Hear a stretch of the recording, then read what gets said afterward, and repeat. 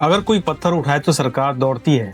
अगर कोई टायर जलाए तो सरकार मीटिंग बुलाती है। लेकिन अगर कोई इंसान 19 दिन तक भूखा रहकर संविधान और अपने अधिकारों की बात करे तो क्या सरकार के कान बंद हो जाते हैं? दोस्तों, सोनम वांगचुक वही शख्स है जिनकी कहानी पर 3 इडियट के किरदार फुनसुक वांगडू बनाया गया था। आज 19 दिन से भूख हड़ताल पर है।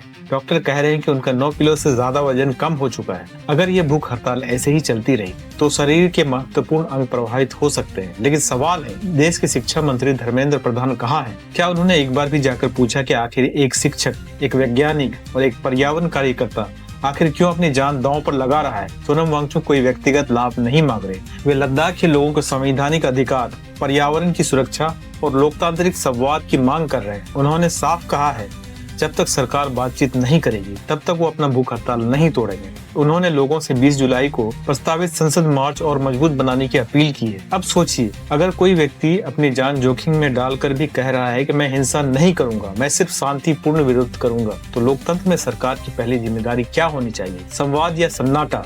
अब मैं सीधे सवाल पूछना चाहता हूँ, धर्मेंद्र प्रधान जी, आप देश के शिक्षा मंत्री हैं। क्या आपने कभी अपने शिक्षक का सम्मान करने की बात नहीं कही? फिर आज एक शिक्षक, एक इनोवेटर, एक पद्म पुरस्कार विजेता 19 दिनों से भूखा बैठा है, तो आप एक बार भी मिलने क्यों नहीं गए? क्या सरकार को डर है कि बातचीत करने से सरकार छोटी हो जाएगी, या फिर लोकतंत्र अब सिर्फ चुनाव तक सीमित रह गया है? अगर सरकार हर शांतिपूर्ण आंदोलन को नजरअंदाज करेगी तो लोग लोकतंत्र पर भरोसा कैसे करेंगे? डॉक्टरों के मुताबिक उनका ब्लड शुगर लगभग 80 mg/dl है। ब्लड प्रेशर लगातार नीचे जा रहा है। 9 किलो से ज्यादा वजन कम हो चुका है। फिलहाल वे मानसिक रूप से सतर्क है, लेकिन डॉक्टर साफ चेतावनी दे चुके हैं, लंबी भूख हड़ताल अब उनके शरीर के महत्वपूर्ण अंगों को प्रभावित करना शुरू कर सकती है। यानी मामला अब सिर्फ राजनीति का नहीं, जिंदगी और मौत के बीच का है। दिल्ली हाई कोर्ट ने भी कहा है, हर नागरिक की जिंदगी कीमती है। कोर्ट ने रोजाना मेडिकल मॉनिटरिंग के निर्देश दिए हैं। केंद्र सरकार और दिल्ली सरकार ने भी मेडिकल जांच पर कोई आपत्ति नहीं जताई। लेकिन क्या सिर्फ मेडिकल जांच ही काफी है?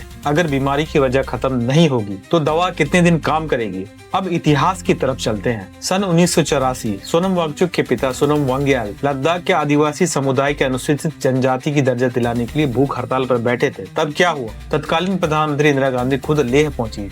उन्होंने उनसे मुलाकात की, जूस पिलाकर उनके भूख हड़ताल को खत्म करवाई, आश्वासन दिया और बाद में लद्दाख को अनुसूचित जनजाति का दर्जा भी मिला। यानी मतभेद थे लेकिन संवाद भी था। आज 42 साल बाद इतिहास फिर खुद को दोहरा रहा है। फर्क सिर्फ इतना है, इस बार सरकार की तरफ से बातचीत नहीं, सिर्फ खामोशी दिखाई दे रही है। किसान नेता राकेश टिकैत मिलने पहुंच रहे हैं, संगीतकार विशाल ददलानी, अभिनेता सयाजी शिंदे, लेखिका शोभा डे, कई लोग सरकार से बातचीत की अपील कर रहे हैं। लेकिन सवाल फिर वही है, क्या सरकार तब तक इंतजार करेगी जब तक हालत और गंभीर ना हो जाए? लोकतंत्र की सबसे बड़ी ताकत क्या होती है? संवाद।